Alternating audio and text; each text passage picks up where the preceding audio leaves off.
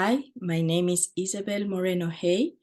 I'm the Program Director and Division Chief of Orofacial Pain at the University of Kentucky. And in today's lecture, we're going to be talking about sleep medicine and dental sleep medicine, particularly what is the role that an orofacial pain specialist and a general dentist can play in the diagnosis and management of sleep disorders. So for this lecture, we are going to be covering three important sections. We're going to do a first introduction to sleep disorders in general. Then we are going to particularly talk about sleep and pain and its relationship or association. And finally, we're going to be reviewing some of the intraoral appliances that we have available for the management of sleep-related breathing disorders. And specifically, we're going to be talking about primary snoring and obstructive sleep apnea. So let's start by talking about sleep disorders. Sleep medicine is the specialty of medicine that is dedicated to the diagnosis and management of sleep disorders. But it's a very recent modern specialty. Actually, it was not up to the work that Dr. Dement did that sleep medicine was recognized as a specialty. He's considered the American father of sleep medicine, and I'm quoting him by saying that we are not healthy until our sleep is healthy, and we cannot make our sleep healthy unless we are aware of both its perils and its promises. And that's exactly what we would like to overview with this lecture, the perils and promises of sleep. But as I was mentioning before, it's a pretty modern specialty of medicine. It's also a quote of his where he said that he truly believes that it became a scientific field only in 1953, when they were finally able to make an all-night recording of the brain activity and eye movement during sleep, basically when the first polysomnography was recorded. And I think that this is important for us to appreciate because we are talking about the decades of the 50s last century. So it has only been around, really recognized for about 50 years. Just to give us a little bit more of an example of another timeline point, we can think that the first sleep lab where patients were being referred for the diagnosis of sleep disorders here in the United States was not before the 70s. And it was not until really mid-80s when there was a significant growth and expansion of the field. So compared to other medical specialties, sleep medicine, it's a pretty recent and modern specialty, but it has exponentially grown in these last few decades. As a result of that growth, we even have nowadays recognized a subsection that is called dental sleep medicine, and that is where dentists can play a significant role in this field of dental sleep medicine. I would like to recommend for any of you that might be interested in learning more, the book, The Promise of Sleep by Dr. Dement. It's a very nice book that does give us a great introduction to the relevance that sleep has in the health and well-being of an individual. So let's start by defining what is sleep. Sleep is defined as a reversible behavioral state of perceptual disengagement from and unresponsiveness to the environment. In other words, it's the capacity or the ability that our brain has to be turned off, asleep, but not completely disengaged, that if something were to happen in our environment, such as fire, a loud sound, or a baby that is crying, we are still able to disconnect from that sleep stage and be able to engage with our environment. Well, that capacity of our brain to be turned off, but then as needed to be turned on again, it's one of the most complexest brain processes that we know to the date. So the question that scientists would make is, so why do we need to sleep? And even here, we don't have a clear answer either. There's been several hypotheses that have been formulated, but none of them seems to have answered the big question of why do we sleep? So we have the restorative theory. In this theory, we think that throughout the day, we are consuming energy and we need sleep in order to allow the biological processes of restoration, of recovery of our cells and our tissues. The second hypothesis is also along those lines, and it talks about the brain plasticity theory.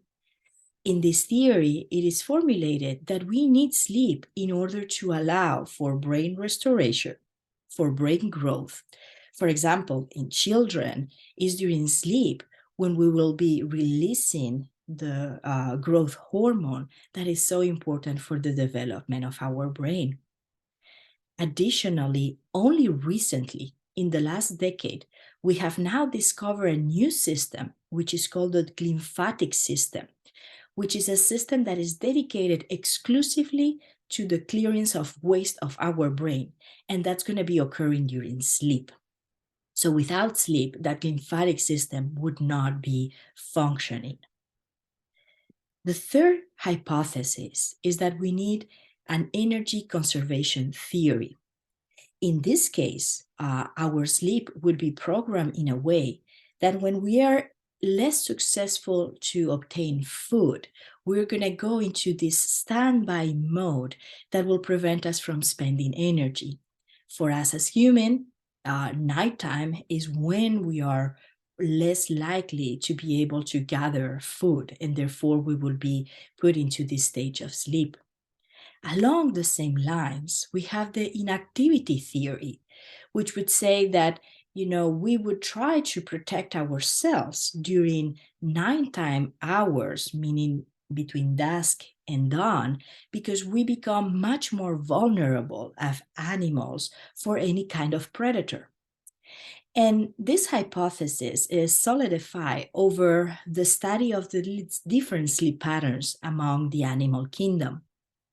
If we take, for example, a giraffe, who's one of a very vulnerable animal that cannot hide easily, a giraffe will not sleep for more than 3 hours a day, no more than 7 minutes at a time.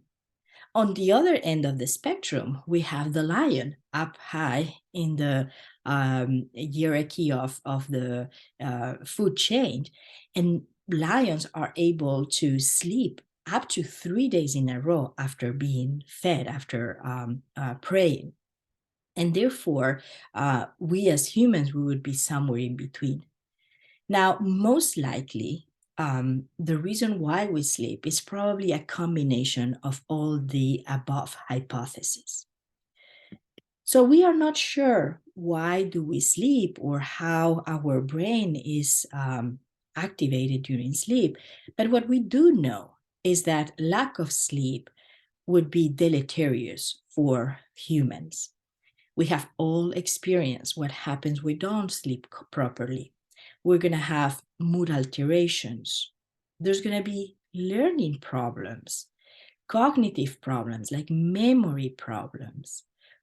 We're going to have complaints of body pain, and we will talk more specifically about that association in the next section. We are at higher risk for cardiovascular disease, higher risk for diabetes, higher risk for obesity, depression, and of course, car and work accidents. Many of the patients that come to our clinic would share with us that the reason why they were diagnosed, for example, with obstructive sleep apnea was because they fell asleep behind the wheel. And that is an extremely dangerous situation, not only for the patient on itself, but also for his significant others or the community they are living. And very similarly, work accidents have also been associated with sleep deprivation. So nowadays, we really protect workers, and we make sure that they have proper night shifts and we do not overextend, the shifts unnecessarily. Now, what we also know is that without sleep, life is impossible. And we have described the fatal familial insomnia. It's a rare condition, but it's inherited. It's an autosomal dominant prion disease that runs in families. And these patients will all of a sudden, in the decades of the 50s or 60s, will have a complete inability to sleep. So they will no longer be able to sleep. That is going to be followed by a rapid loss of weight. They will start developing panic attacks, paranoias, and phobias at about 3 months after the onset of the insomnia. They will continue developing dementia. And finally, they will go into a state of unresponsiveness or mute, which is described as agrypnia excitata at around 6 months course. In the late progression of the disease, death will follow at approximately 18 months. So without sleep, life is not possible. So the next question that the medical community asks themselves is, okay, so how much sleep is it needed? And this is a very important study that was done in a big sample size of about 83,000 individuals, where they analyzed what was the risk of death based on the number of hours. And this very interesting U-shaped curve came as a result of the study. And as we can see, the ideal bracket of sleep would be somewhere between 6 and 8 hours. If we sleep less than 5 hours, we are at higher risk of death. But very similarly, and this was something that surprised the researchers, if we sleep more than 9 hours, we are also at an increased risk of death. And is thought to be associated probably to other comorbidities such as depression, etc. So, as in short summary, the ideal hours of sleep for a healthy individual will be between 6 and 8. And this also varies from families to families. In some families, patients will be able or individuals will be able to just function fine with 6 hours, where others individuals might need 8 hours. There's a slight variability, but between 6 and 8 hours, there is less chances of an increased risk of death. So just a brief overview of what the sleep physiology is. As an individual throughout our life, we are always going to be in one of those 3 stages. We are either going to be awake, we are going to move on afterwards into a non-REM sleep, meaning non-rapid eye movement. And rapid eye movement stands for the stage of sleep where we can record or not record movement from the eyes. And finally, rapid eye movement. And we will be oscillating between one of these 3 stages. The normal sleep latency for a healthy individual is going to be between 25 and 30 minutes. So anything above that is going to indicate us that this patient has some difficulty initiating sleep, which could be a characteristic of insomnia. Then we go into the non-REM sleep. And here is divided in 4 stages traditionally. Stage 1, where we spend 2 to 5% of our sleep time. Stage 2, where we spend 45 to 55%. And then stages 3 and 4 have recently been combined into one stage that is called slow wave sleep. And here we will spend between 13 and 23% of our sleep time. Once we complete those stages of non-REM sleep, we will move on to the REM sleep, where we spend about 25% of our time. Each of these stages will cover specific functions. And even though there's quite a bit of information of the differences between both of them, they are still not fully understood. In very general terms and broad terms, non-REM sleep is thought to be dedicated to the physical recovery. Is what we talk about having a quiet brain in a very active body. So here we will have all the cell processes of restoration and recovery happening. In children, in stages of slow wave sleep, we will see the release of the growth hormone. REM sleep, on the other hand, is thought to be more specifically to psychic restoration, and is what we can call an active brain in a paralyzed body. Dreams occur during this REM stage, and therefore the paralyzed body, which is going into this hypotonia or atonia of the muscles, will prevent us from enacting our dreams during sleep, which can be very dangerous for us.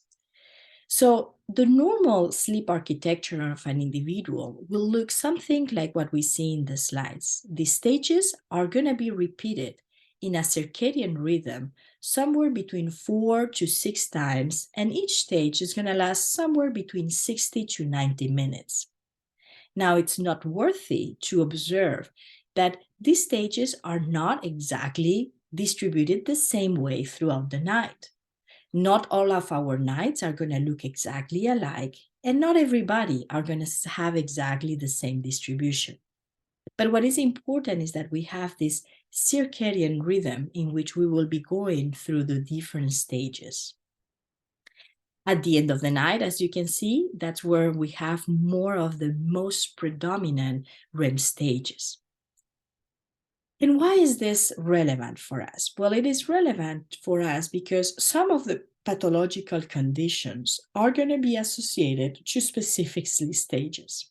In dental sleep medicine, the two conditions that we are more concerned about would be sleep bruxism and sleep-related breathing disorders. And both of them tend to occur more predominantly in stage 2 of non-REM sleep and in REM sleep. I would like also to point out, before closing this section of sleep disorders, that it's important for us to remember that the sleep also changes with age. We don't sleep the same amount of time when we are babies than when we are in our elderly ages. It is normal to see how, as we age, we need less and less number of hours. So somebody in their elderly ages can maybe sleep 5 hours at night, and that doesn't necessarily mean that it's increasing the risk of death. It's also very interesting to see how the slow wave sleep really decreases at the end of our age. And therefore, we know that it's very important and crucial for children during the development stages. And that's why sleep apnea and diagnosing children can have very serious health consequences. Very important as well is to appreciate that as we age, we will have an increase of the wakefulness after sleep onset, which is what stands for WASO, meaning that it is not uncommon that we would wake up more frequently and it would take us a little bit longer to fall asleep. So when we are doing our history taking and we are gathering information about sleep, we need to keep into consideration and factor in the age of the individual, not to over diagnose unnecessarily. All right, let's move on now to the second section that would be the relationship between sleep and pain. This relationship or association has been widely described in the literature, and it's thought that there could be a bidirectional relationship, meaning that when we have pain, for example, acute pain, or we induce pain like experimental pain, that has been demonstrated that is going to be altering the sleep architecture. We're going to have more chances of having arousals. We're going to have less deeper sleep, and vice versa. we know as well that when we have sleep disorders, there's a higher chance of having an aggravation of pain, and more importantly, to transition between acute pain and chronic pain. So we know that in chronic pain patients, it's going to be very important to always screen for sleep disorders, because patients that are in pain are going to be at a higher risk for this kind of sleep disorders. Let's look a little bit at some epidemiological data. In the general population, we know that the prevalence of insomnia is going to range somewhere between 10 and 15%. Insomnia meaning difficulty falling asleep or maintaining sleep.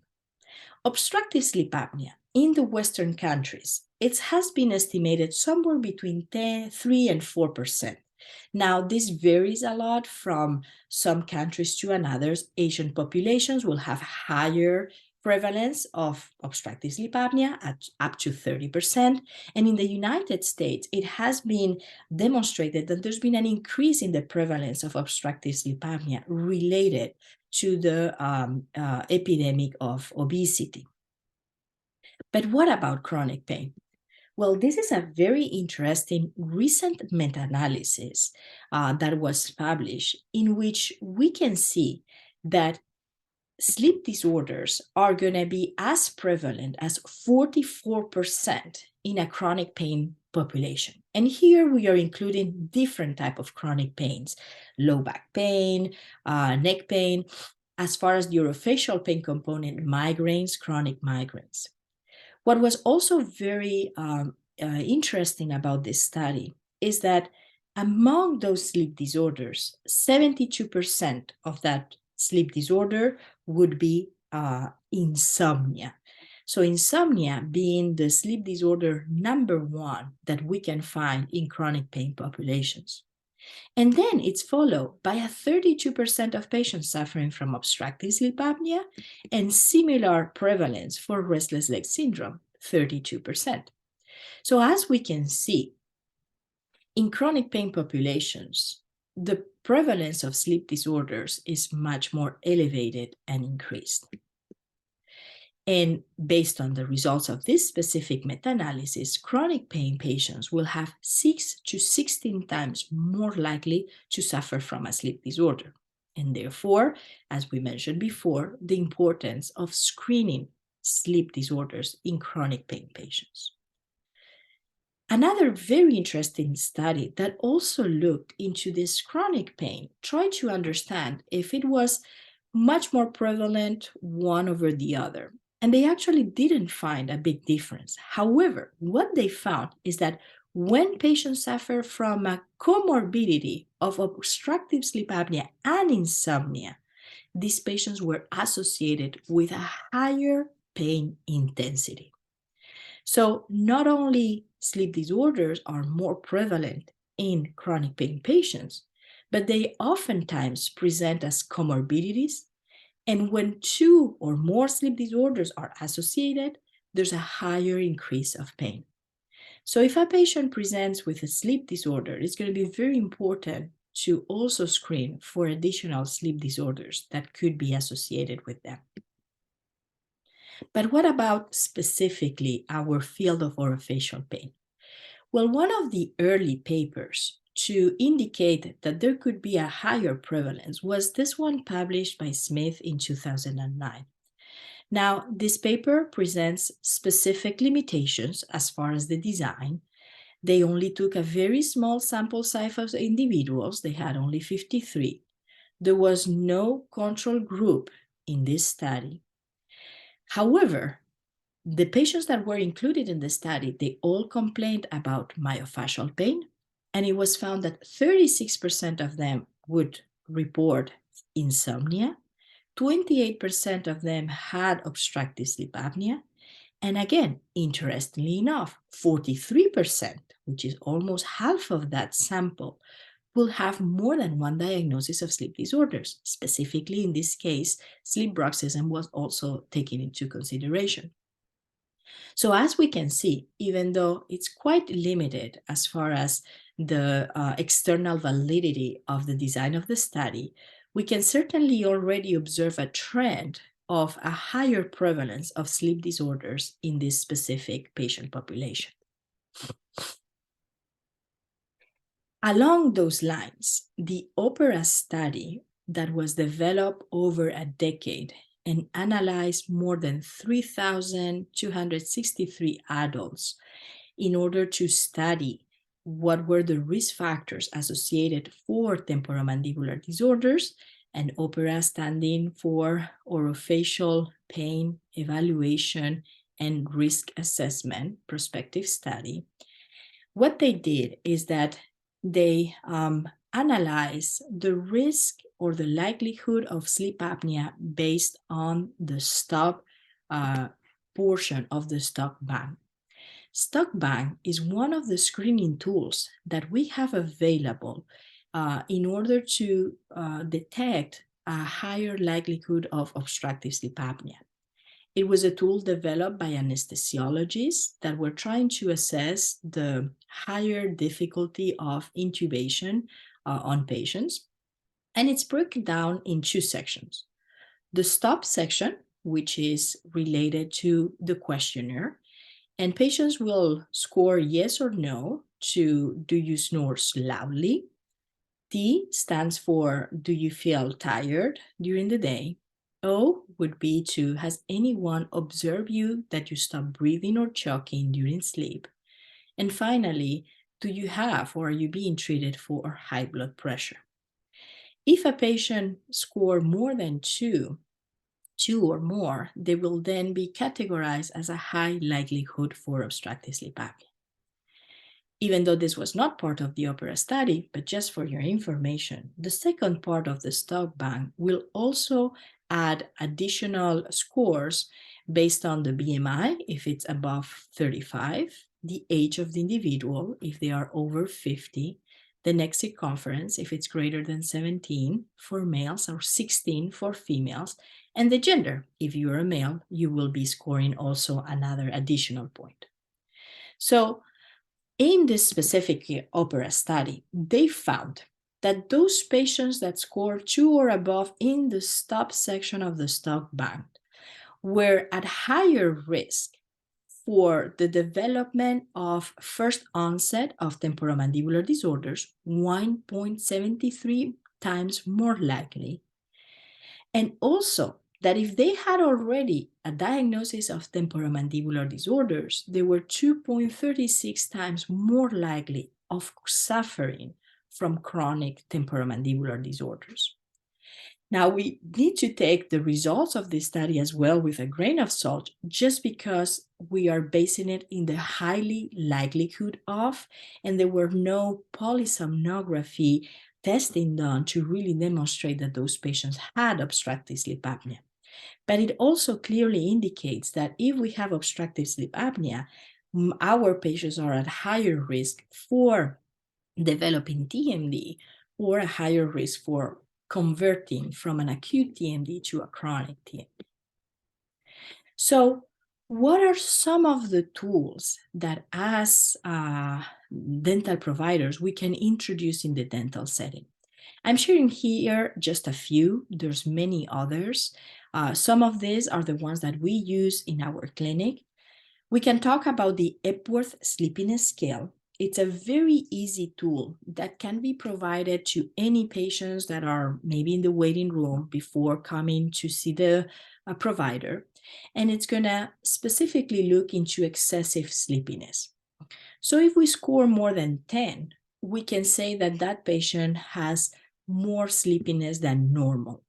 Now, with that said, it's very unspecific. We cannot be for sure if that is because it's related to obstructive sleep apnea, to insomnia, to sleep deprivation. There could be many different influencing factors, but it's already a nice tool to start investigating further. The sleep quality can be analyzed utilizing the Pittsburgh Sleep Quality Index.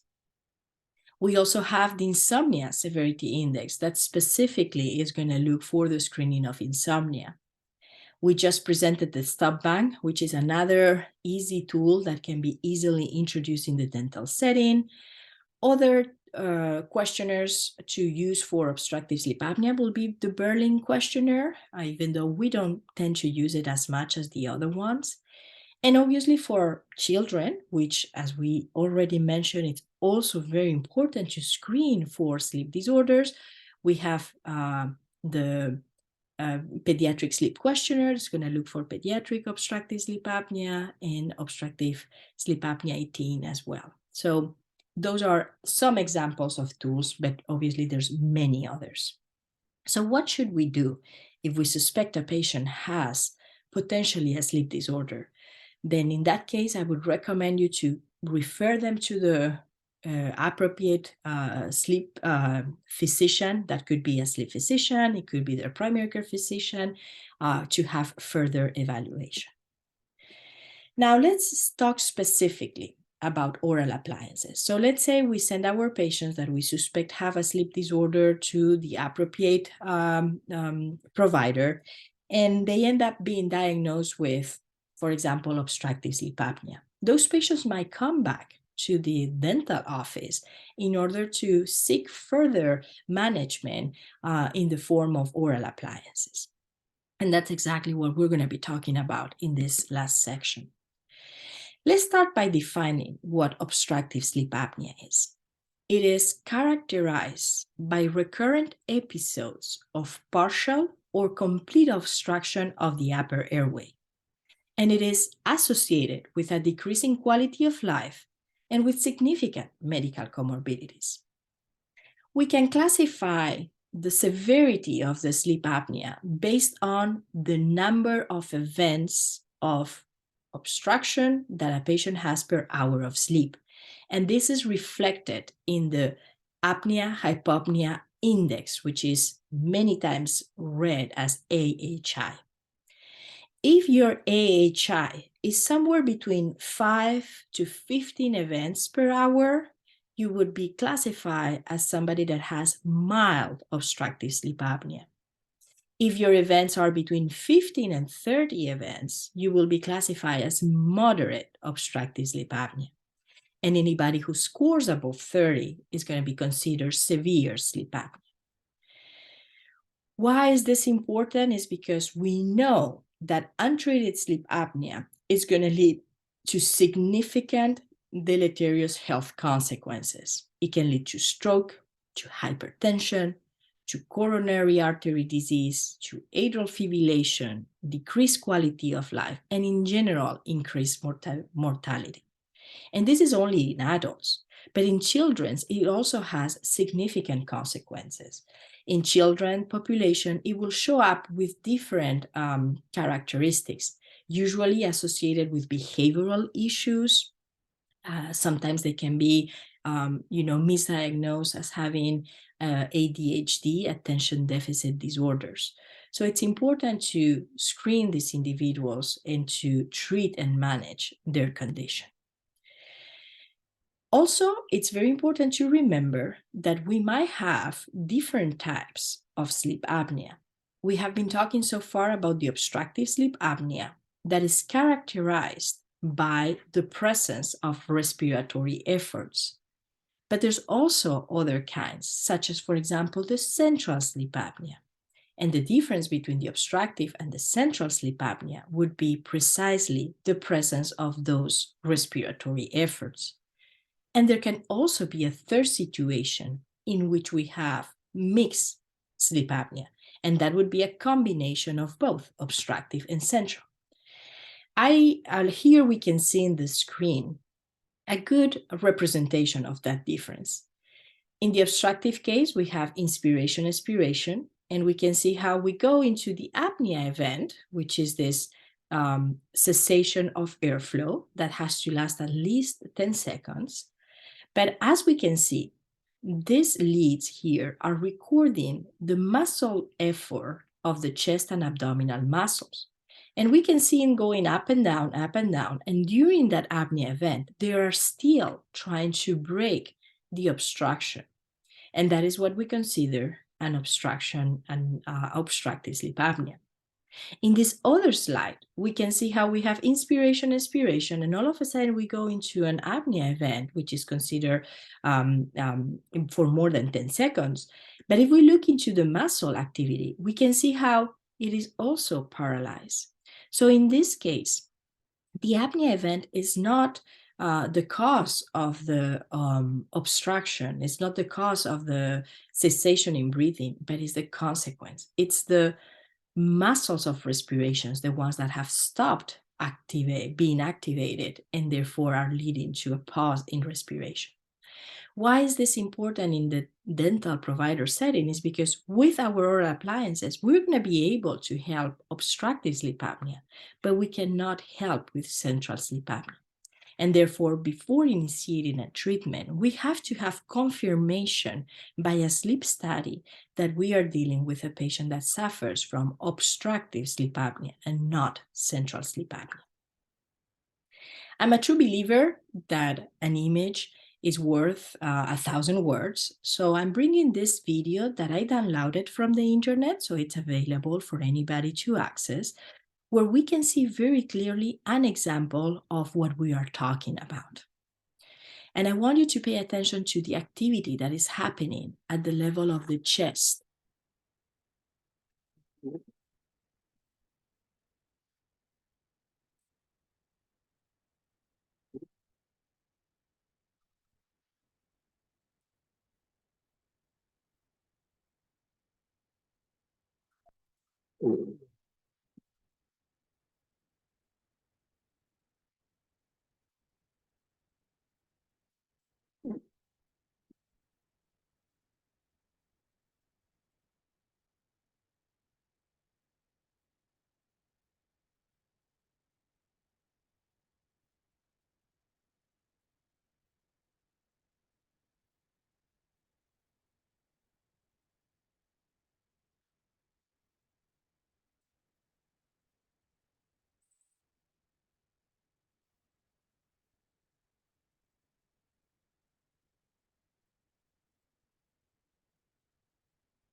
So I think that's a very nice example of what's happening when we have obstructive sleep apnea.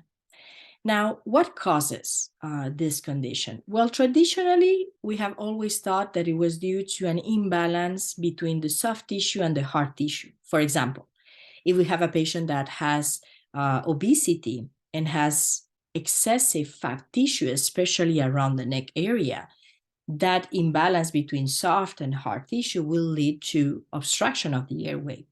On the other hand, if you have a patient, for example, that has retrognathia, it's going to be at higher risk for obstructive sleep apnea because now the tongue doesn't have the space needed in order to be able to not block the airway. And that is true. However, we are now starting to realize that there's not only one potential etiological factors, and we have started to identify other ones. For example, neuromuscular control. We can have alterations of the control of those muscles during respiration. We can also have what is described in the literature as having a high loop gain, meaning that we have a much more oversensitive ventilatory system, and that will also put us at risk for sleep apnea. It has also been identified that patients that have a low respiratory arousal threshold are at higher risk. So we are now understanding that there might be different phenotypes of patients that suffer from obstructive sleep apnea. But more so, it has also been demonstrated that in the majority of the cases, 70%, you would have more than one factor associated. So there could be anatomical imbalance in addition to a high loop gain, and vice versa, or have the four of them involved. And therefore, it is not surprising then that not every patient responds to the same treatment.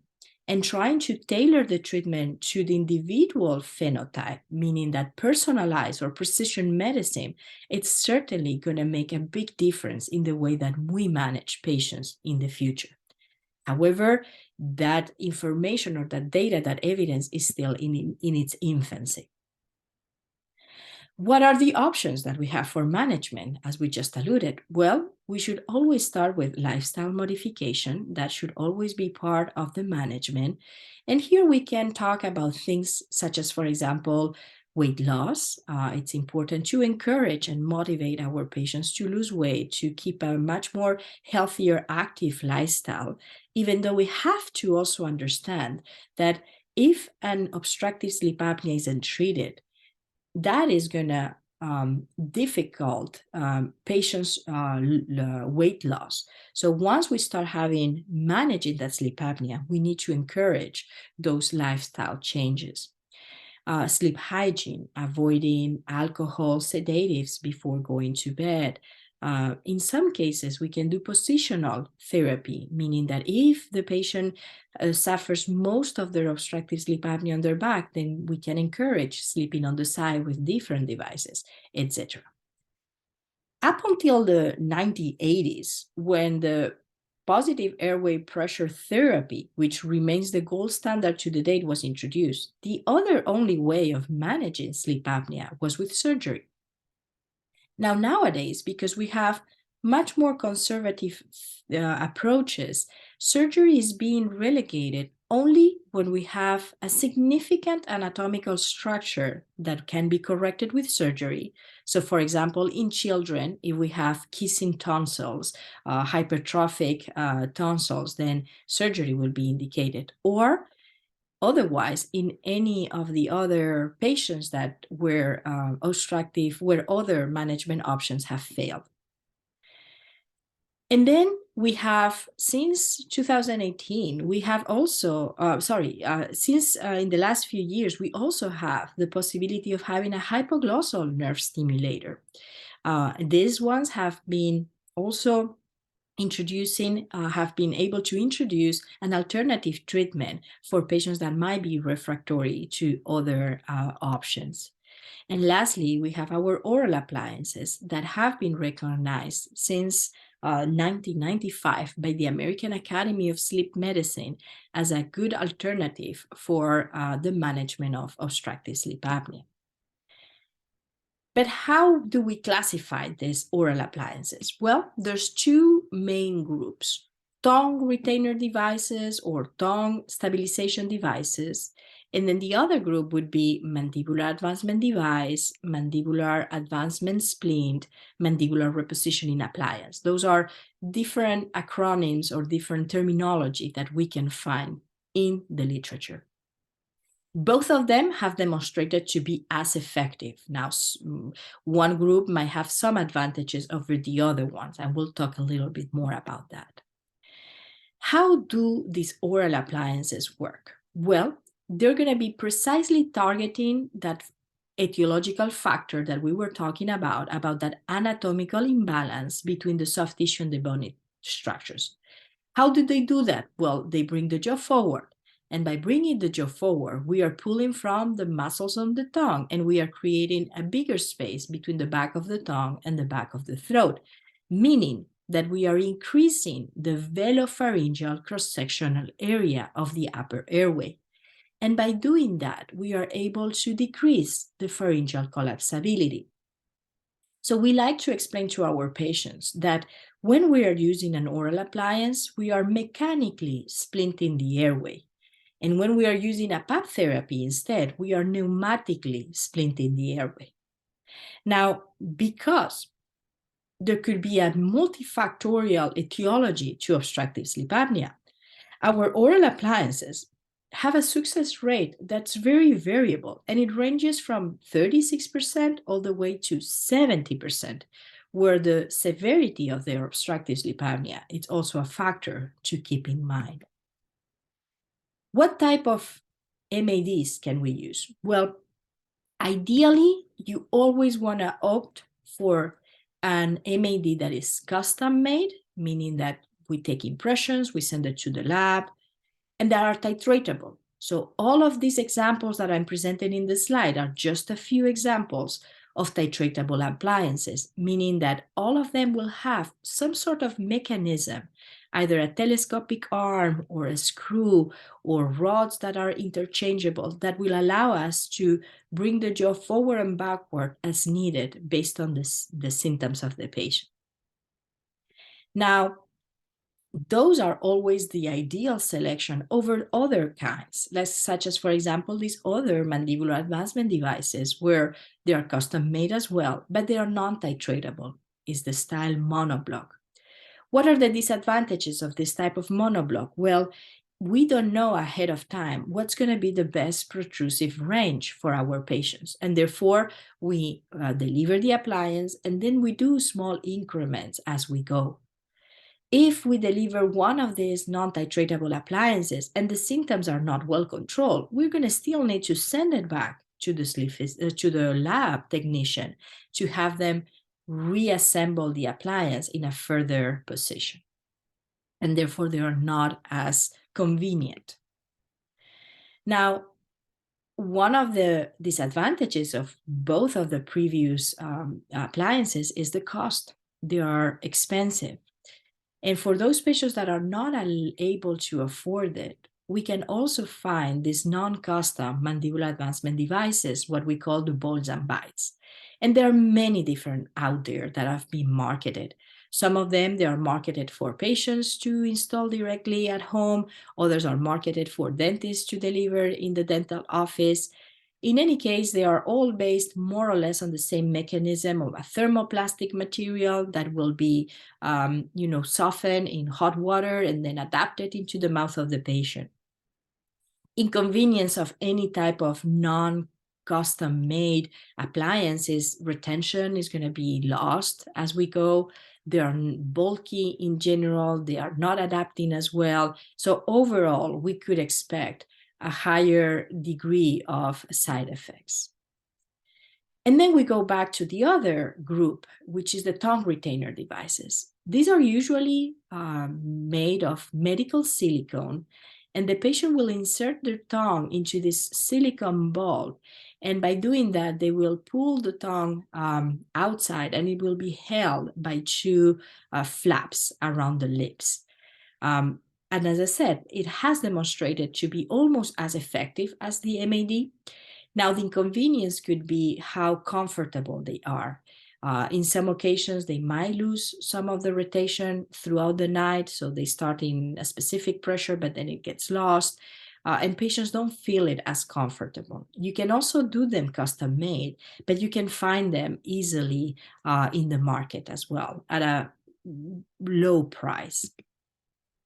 So when are these sort of oral appliances indicated? Based on the recommendations of the American Academy of Sleep Medicine and the American Academy of Dental Sleep Medicine, it's indicated in primary snoring. It's indicated also in mild to moderate cases. So remember, anything that has an apnea-hypopnea index below 30.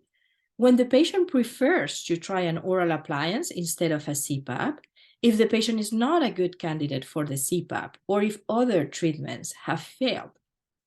In cases that there are severe obstructive sleep apnea, it's always recommended to try first a nasal mask CPAP, and if it fails, then to move on onto an alternative, such as the oral appliance.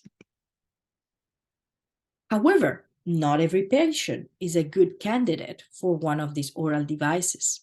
So if you have a patient that has severe periodontal disease, they have an inadequate crown to root ratio, they are kids and they are growing, this can influence or can alter their development. They have severe gag reflex, or they have an inability due to lack of dexterity to put the appliance in and out. They have some sort of claustrophobia, etc. Then they are not going to be good candidates. Very important is to have at least 8 to 10 teeth per arch that are healthy and sound periodontally in order to be able to anchor these appliances. And another important one that we sometimes overlook is patient has to have the capacity of at least 5 millimeters of protrusion. Because if your patient has less than 5 millimeters, then the appliance is not going to have space to really act and mechanically split the airway.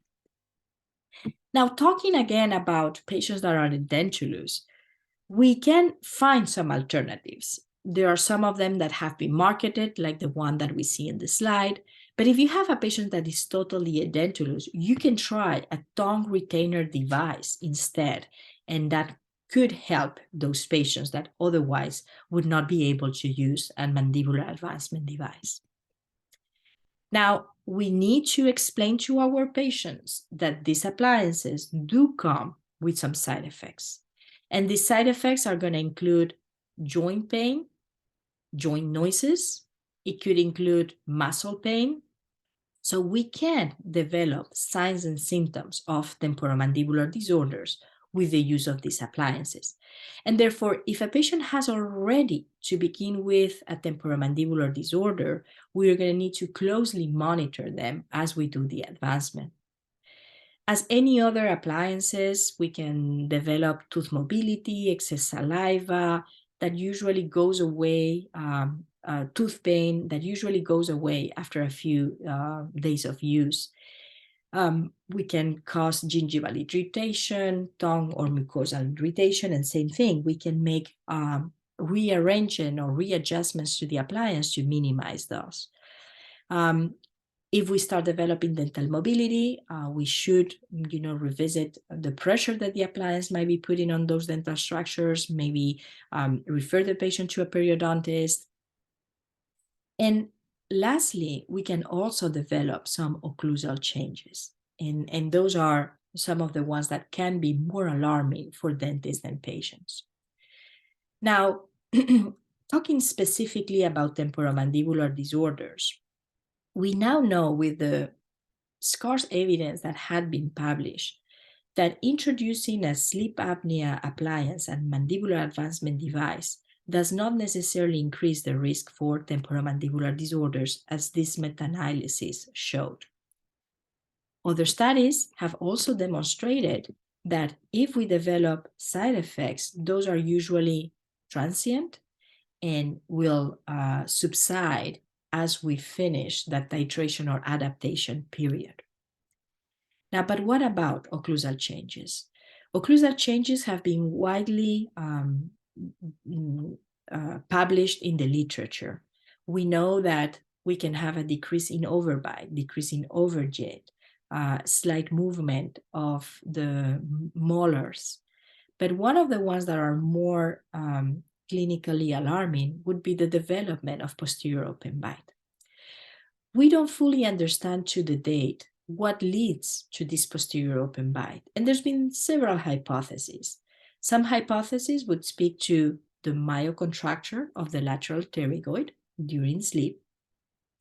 Others will talk about dental movement, and third, there's been also some hypotheses about remodeling of the temporomandibular joint. Based on a study that our colleague, Dr. Perez, developed in 2000 in our center and published in 2012, 1 out of 5 of patients that received an MAD would end up developing a posterior open bite. What was interesting is that of those patients, only 28% were aware of any bite changes. So it wasn't necessarily interfering with their normal function. How can we prevent the posterior open bite is still a question that we don't really know. We recommend to always do regular follow-ups with our patients where we check always their occlusal contacts. If they develop posterior open bite, maybe we can introduce some jaw exercises. For example, they can move back and forward a tongue depressor placed on the anterior teeth. If they don't have TMD, we can recommend chewing gum. Another approach would be to leave the appliance out for 1 or 2 nights a week. And that's why it's so important to do regular checkups every 6 months. In order to prevent this posterior open bite, we can introduce a couple of approaches. We can introduce the use of an AM aligner, which is a thermoplastic material that is going to be adapted to their teeth and is going to help the patient to go back to maximal intercuspation. Or we can recommend exercises like the thinker's pose that are targeting precisely trying to extend or stretch that lateral pterygoid muscle in the case that it's been undergoing a myocontraction. But we don't have evidence that one or the other or both would certainly prevent the posterior open bind. Now, the next step is going to be to titrate the appliance. How do we start or where do we start? I think it really depends case by case. Overall, we recommend to start at 60% of the maximum protrusion capacity of the patient. And it's important in order to minimize the side effects, we think is to go and take the titration slowly. We recommend follow-ups every 2 weeks until symptom resolution.